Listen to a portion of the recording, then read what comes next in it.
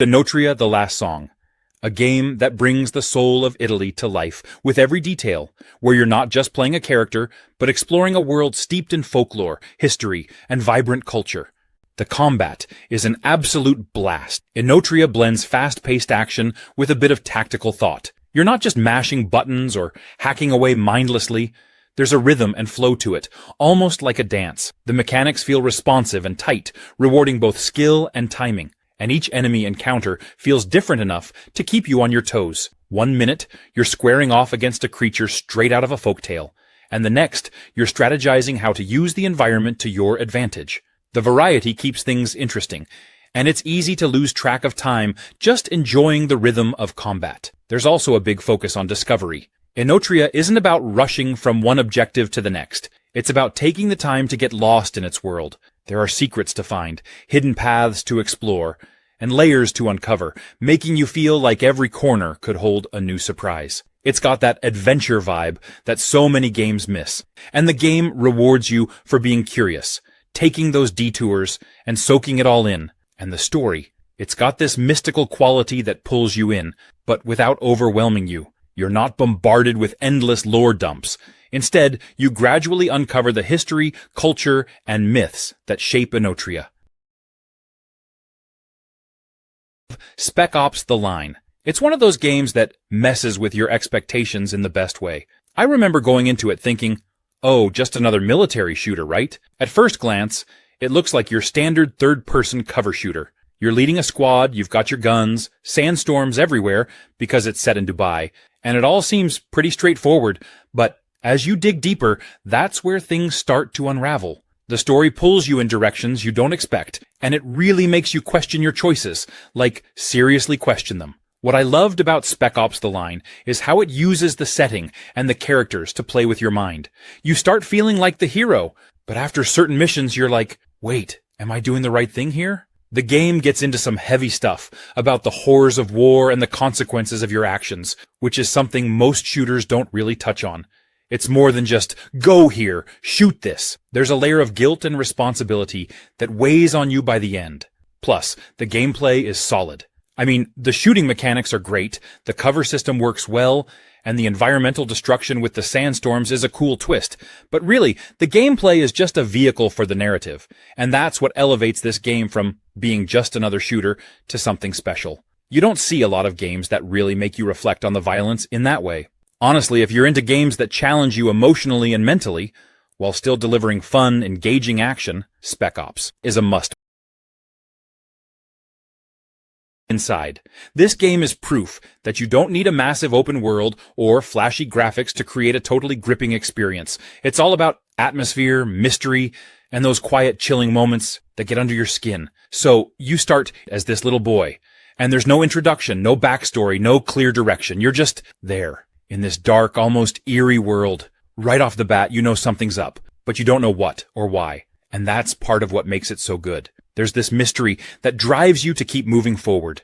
The game never tells you what to do or how to feel. It's all up to you to interpret what's going on, which makes it feel really personal. It's like a silent story where you piece together the narrative. Now, the puzzles in Inside are fantastic. They're not the kind of puzzles that feel like random obstacles. They're more like these clever challenges that are woven into the world itself. Everything feels like it belongs there, which adds to the immersion. The game wants you to think, to take your time, and solve things in a way that feels natural. And when you do figure out a tricky part, it's super satisfying. The puzzles aren't so hard that they take you out of the experience, but they're definitely engaging enough to keep you on your toes. And let me just say, Inside doesn't overstay its welcome. It's a relatively short game, but that's part of what makes it so impactful. It's tightly crafted, with no filler, no fluff, just pure atmosphere and storytelling. You can play through it in a few hours, but those hours are filled with a constant sense of awe and unease. Ereban: Shadow Legacy. The game takes this idea of stealth and shadow, and it just runs with it in such a cool, unique way. Imagine yourself as Ayana, this rogue with insane shadow powers, sneaking through levels, slipping past enemies like a total shadow ninja. It's incredibly satisfying. One of the things I love about Ereban is the shadow mechanic. You're not just hiding in shadows, you're literally merging into them. You can teleport between shadows, dip in and out of sight, and completely confuse the guards. It gives the game this almost puzzle-like quality, where you're thinking a few moves ahead, plotting how to get past every guard and turret. It feels fresh, like a mix of stealth with something almost magical. One of my favorite things is how the game gives you so many options. You can go full stealth, never even alerting an enemy, or get a little more aggressive if you want to. Personally, I tried to go for no detection runs, and let me tell you, it's not easy, but it's so rewarding when you pull it off. Every encounter feels like a little challenge, and it pushes you to really think about your approach. And I have to say, the level design is pretty spot on. Each area feels like a little sandbox, giving you multiple paths and ways to tackle the objective. You can go high, stay low, or just dance between shadows. It's like every level is daring you to be creative. And when you nail a section without getting caught, it's just this amazing little adrenaline rush. It's also just a fun game to pick up if you love experimenting with stealth tactics. War of Rights. It's a Civil War FPS that focuses heavily on teamwork and strategy. At first, I thought it would just be another typical shooter, but the attention to detail is something else. Like, you don't just run around with a gun. You're part of a company, and you actually need to coordinate with your team to survive. You're not a lone wolf here. It's almost like being on an actual battlefield, with that chaos and intensity all around you. The first time I joined a battle, I was a little overwhelmed, to be honest. You've got dozens of players on each side, all in uniform, marching in formation, and you can hear officers barking out orders. It's kind of amazing how much that atmosphere pulls you in. You're really part of something bigger, which you don't get in most games. And speaking of orders, this game really forces you to think before you act. There's no sprinting across the map and gunning people down here. You have to stick with your squad, follow orders, and time your moves carefully. It's like a slower pace, but in the best way possible. It makes every decision count. One thing I love is that you're encouraged to communicate. And I'm talking real communication, not just trash talk. You actually need to speak to your fellow soldiers to succeed. It reminds me of those old school LAN parties where you had to talk to each other to win. I've met some cool people just from having to strategize mid-battle. I also appreciate how historically accurate everything is. The developers really did their homework. The uniforms, the weapons, the way the battles play out, it's like a playable history lesson. Warframe. If you've ever thought, I wish I could be a space ninja, then congratulations. This game is basically your dream come true. It's sleek, fast, and just downright fun to play. First off, this game is free. Like, really free. Not that free to play but good luck without spending money kind of free. Warframe genuinely lets you dive in and have a blast without opening your wallet. Honestly, it's wild how much content you get for nothing. Massive open worlds, fast-paced missions, deep lore. It's all just there waiting for you. The first thing that grabbed me about Warframe was the sheer speed and fluidity of movement. You're not just running around like some clunky action hero. Oh no, you're bullet jumping, wall running, and flipping through levels like a sci-fi acrobat. The parkour system is so smooth that sometimes I catch myself replaying missions just to nail a perfect run. Combine that with the melee combat, and you feel like an unstoppable blur of blades and energy. It's one of those games that makes you feel cool even if you're messing up. And let's talk about the Warframes themselves. They're like the ultimate mix of mech suits and superheroes, each with their own unique abilities. Whether you're summoning energy waves, going invisible, or turning into a walking tank, there's a Warframe for every playstyle. I started with one that felt like a good all-rounder, but the more I played, the more I realized how fun it was to experiment. The combat is where things get addictive. Dead Rising Deluxe Remaster. If you're into zombie games, you've got to try it, especially if you missed it back when it first came out. I remember playing the original Dead Rising and just getting sucked into the chaos. Now, with the remaster, everything looks cleaner, and it's a great excuse to dive back into that mall, slicing through hordes of zombies with the most ridiculous weapons. The first thing that hits you is how wild the game is. I mean, it's set in a mall. How perfect is that for a zombie apocalypse? You've got literally everything at your disposal to fight back. Want to smack zombies with a giant teddy bear? You can do that. Chainsaws, lawnmowers, guitars. It's like the game dares you to get creative with how you take these things down. I loved the way the game keeps you on your toes with the time mechanic. It's not like your typical open-world zombie game where you can just roam around forever. You're on a clock, and it adds a little pressure, which weirdly enough, makes the whole experience more engaging. You've got this window of time to save survivors, investigate the outbreak, and deal with all the crazy psychopath bosses. But also you're like, wait, let me grab this chainsaw and see what happens first. It's this perfect mix of urgency and mayhem. The survivors are hilarious too. They can be such a pain sometimes, and it's always a toss-up whether they'll actually follow you without getting eaten. So yeah, Dead Rising Deluxe Remaster is such a fun throwback. If you're looking for a game that's chaotic, hilarious, and just lets you go wild in the middle of a zombie outbreak, this is it. House Flipper 2, a game that's basically a dream come true for anyone who's ever looked at a fixer-upper and thought, yeah, I could turn that into a masterpiece. First off, it's all about freedom.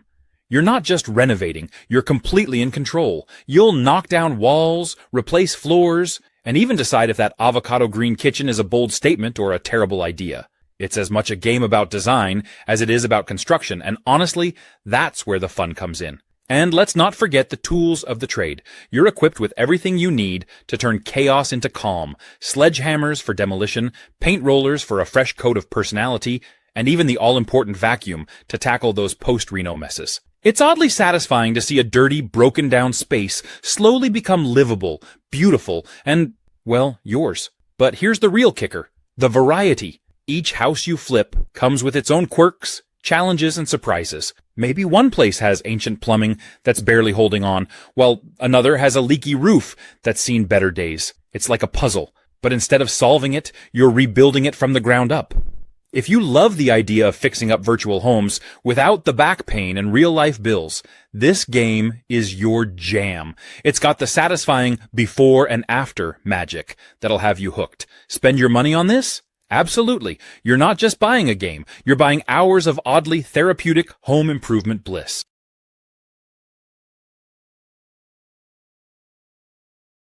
Replaced. Straight off the bat, Replaced stands out by immersing you in a world that feels meticulously crafted yet raw in its execution. The game captures an essence that merges futuristic grit with a retro aesthetic, pulling you into a universe where every frame feels like it's telling a silent tale. The gameplay itself is where Replaced truly flexes its strengths. It doesn't waste time trying to overcomplicate things, instead opting for smooth, polished mechanics that make every moment feel intentional. The controls are responsive, and each action flows with a precision that feels incredibly satisfying. Combat, in particular, is fluid and dynamic, with a focus on timing and precision. It isn't about overwhelming enemies with brute force, but more about understanding the rhythm of encounters and reacting with finesse. Exploration is where the magic quietly unfolds. Every environment feels alive with a distinct personality. There's a tangible sense of place as you traverse through the game, uncovering layers of its world in a way that feels natural rather than forced. It's all about immersing yourself and soaking in what the game offers in terms of setting and gameplay without holding your hand too tightly. Combat feels intentionally designed to offer a mix of challenge and creativity. Enemies aren't mindless. They have patterns and behaviors that demand attention. It's not just about winning fights, but doing so in ways that feel uniquely your own. Whether you're going for a calculated approach or something more fast-paced. Repo Man. This game throws you into a world where debt collection is the name of the game. You play as Arthur Newstead, a guy who's got to get his hands dirty to collect what's owed. Think of it like a mix of detective work, negotiation, and a little bit of muscle when things get tough. You'll find yourself traveling across a unique city that's full of secrets, people to talk to, and places to explore. It's an open-world game, so you're not just stuck following a path. You can wander and see what catches your interest. The game's all about choices. You're not just talking your way through things. Sometimes you'll need to be persuasive, other times a bit more forceful, and at other points, stealth and strategy will be your best friends. It's really up to you how you approach things, whether you want to be smooth and talk your way out of sticky situations or dive right in and handle things with a bit more grit. The dialogues are key here and will definitely impact how things unfold. It's not just about what you do, but how you do it. The city itself is packed with life. There's always something to find, whether it's a hidden spot in a district or a random encounter with someone who might help or hinder your progress.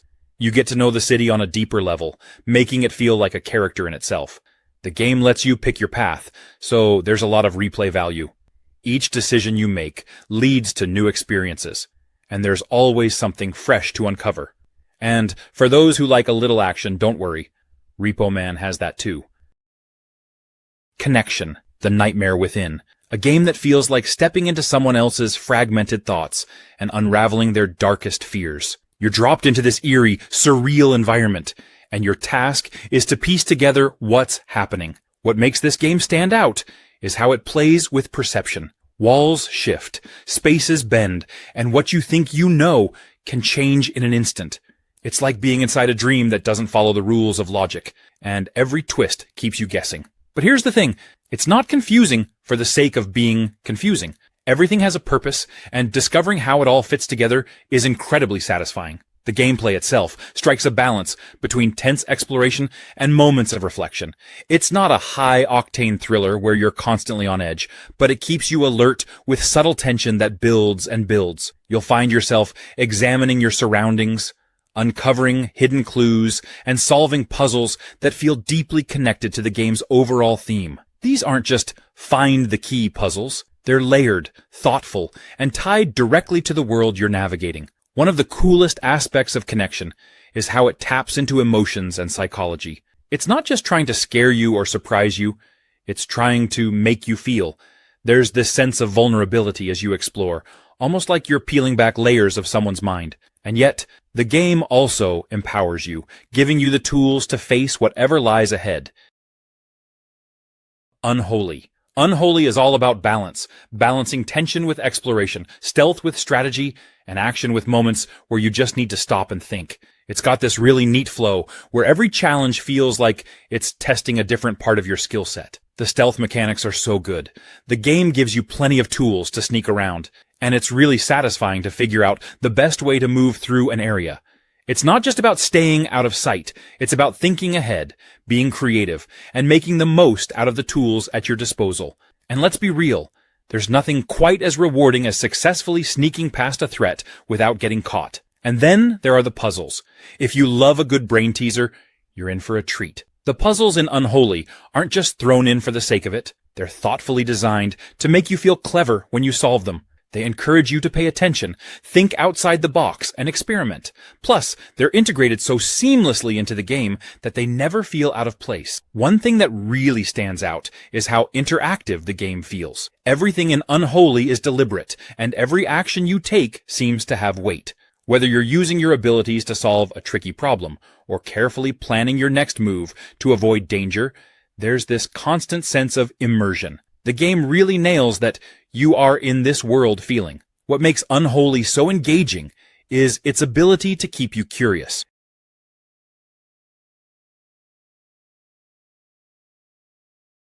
Grounded, a game that takes your average backyard and turns it into the ultimate survival adventure. Picture this. You're not just in the backyard. You're tiny, like smaller than an ant, tiny. That's the whole hook here. And trust me, it's absolutely wild how much creativity this concept unlocks. At its heart, Grounded is about exploration and survival, but it's wrapped up in this imaginative, larger-than-life concept, where everyday things suddenly become massive and dangerous. That blade of grass, a towering tree, a puddle, basically a lake.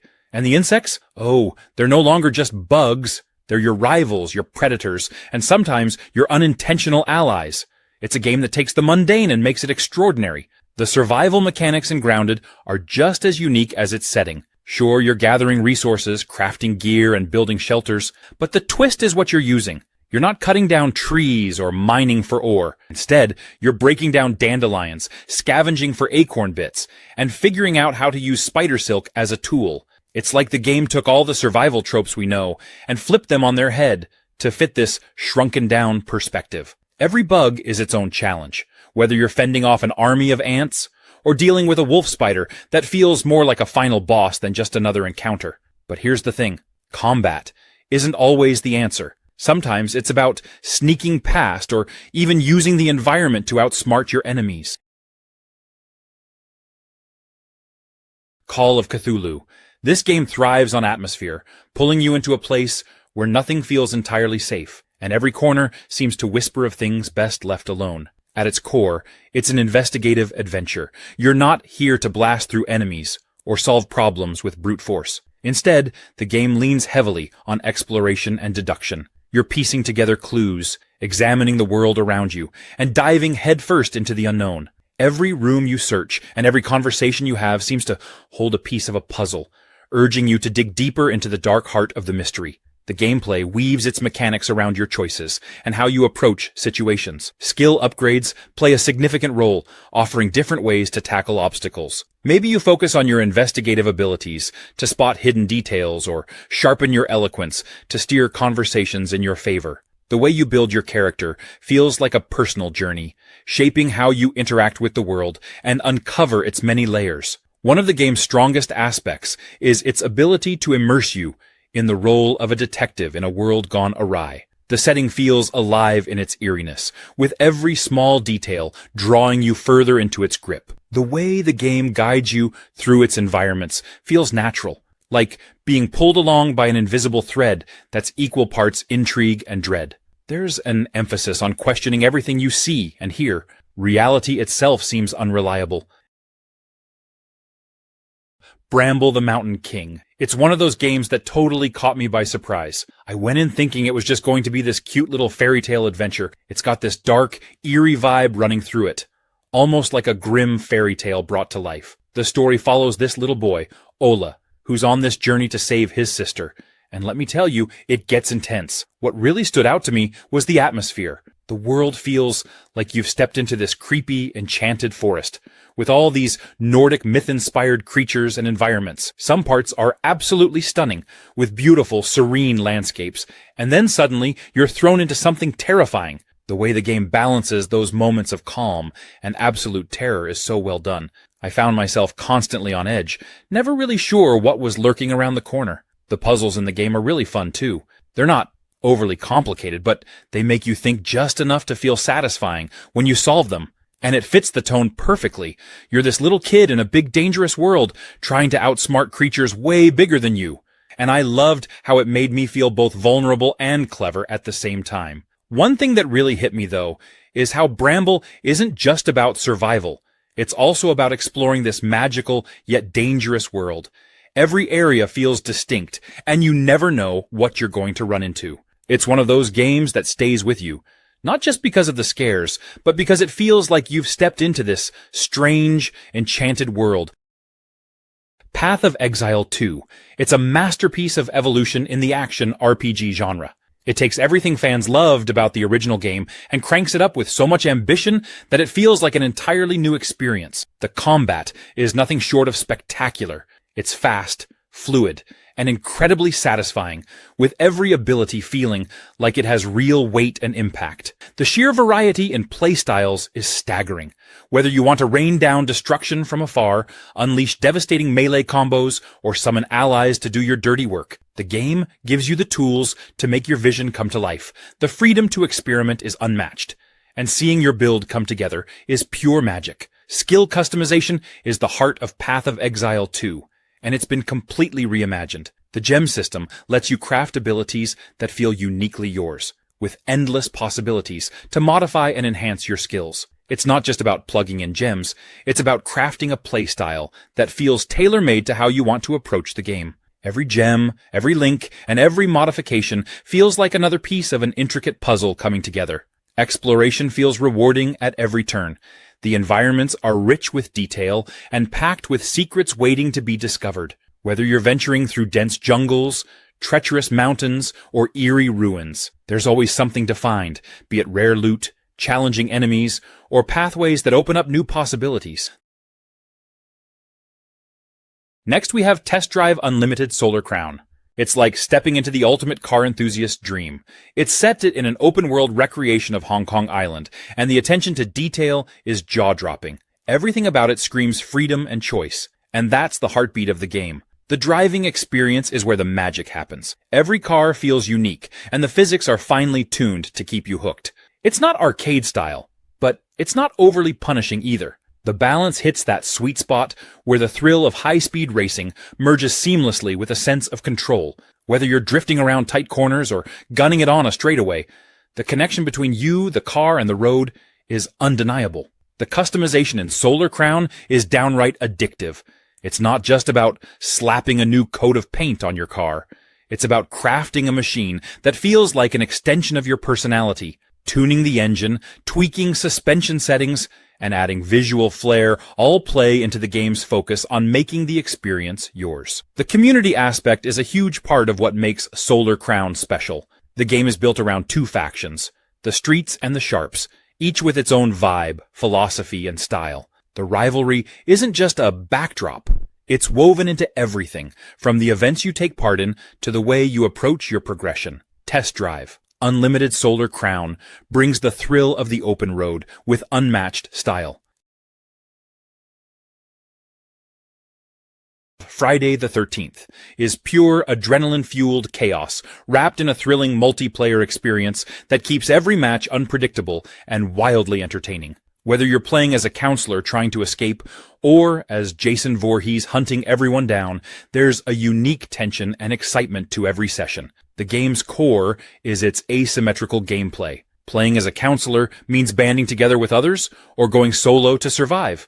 You can search for tools, repair vehicles, or try to call for help, all while knowing Jason is somewhere out there, watching and waiting. The constant pressure of balancing your objectives while staying hidden keeps things engaging. Every match is different, with the environment, your teammates, and even Jason himself creating unique scenarios every time. Playing as Jason flips the script entirely. You become the relentless hunter, equipped with an array of tools and powers designed to track down and eliminate the counselors. The way Jason's abilities are designed gives you an eerie sense of control, whether you're setting traps, sensing where players might be hiding, or simply stalking your prey. There's an undeniable thrill in taking on the role of the unstoppable force in the game. The maps are large, detailed, and packed with opportunities for creative gameplay. Cabins, woods, lakes, and hidden paths all serve as a playground for both survival and pursuit. As a counselor, the environment is your ally and your enemy. The Wind Road. You know those moments when you stumble upon a game you've never heard of, and it ends up surprising you in the best way possible? That's exactly how I felt about The Wind Road. The fighting in The Wind Road is where the game really shines. It's all about martial arts, and the combat system is designed to make you feel like a wuxia hero in training. You've got fluid moves, combos, and counters, and the game encourages you to fight smart, rather than just button mashing. Timing and precision are key, and when you pull off a perfectly executed combo, it feels so satisfying. Plus, the weapons you can use are super fun to experiment with. Swords, spears, and even fists if you're feeling bold. Each weapon has its own playstyle, so there's plenty of room to find what suits you best. One thing I really loved is how much emphasis the game puts on storytelling. Wuxia tales are all about honor, revenge, and moral dilemmas, and The Wind Road captures that perfectly. The game doesn't just give you a straightforward narrative. It weaves in themes of loyalty, betrayal, and the pursuit of justice. But it's not just the big story beats that make this game special. The little details add so much character. Whether it's the dialogue with NPCs, the lore hidden in documents, or the gorgeous music that accompanies your journey, everything feels thoughtfully crafted. One thing I'd say is that The Wind Road might not be a game for everyone. It's not a massive AAA title with all the bells and whistles. It's more of a focused, immersive experience, and that's part of its charm. Fort Solis. The first thing that really grabs you about Fort Solis is how it pulls you into its world. Right off the bat, it nails that eerie, isolated feel. You're on this remote Mars station, and something's clearly gone wrong. You can almost feel the quiet, cold atmosphere seep into you. What I love most about this game is its pacing. It's not an action-packed thrill ride. Instead, it's all about building suspense and making you feel like you're uncovering the mystery at your own pace. It's very narrative-driven, almost like you're in an interactive movie or one of those late-night sci-fi thrillers. You don't have all the answers, and the game doesn't throw them at you right away. It's all about exploration and discovery. And honestly, that's so refreshing. I found myself so absorbed in just walking around, piecing things together, and letting myself get lost in the story. The game also encourages you to explore, and that's where it gets even more interesting. You'll stumble upon logs, notes, and little clues that add to the story bit by bit. It's like you're this detective, piecing together what happened, and each discovery pulls you deeper into the mystery. There's something so satisfying about slowly uncovering the truth and piecing together the lives of people you never actually meet. It's that attention to detail that makes the whole experience feel rich and rewarding. The game doesn't hold your hand. You're given the freedom to explore, to dig around, to figure things out on your own.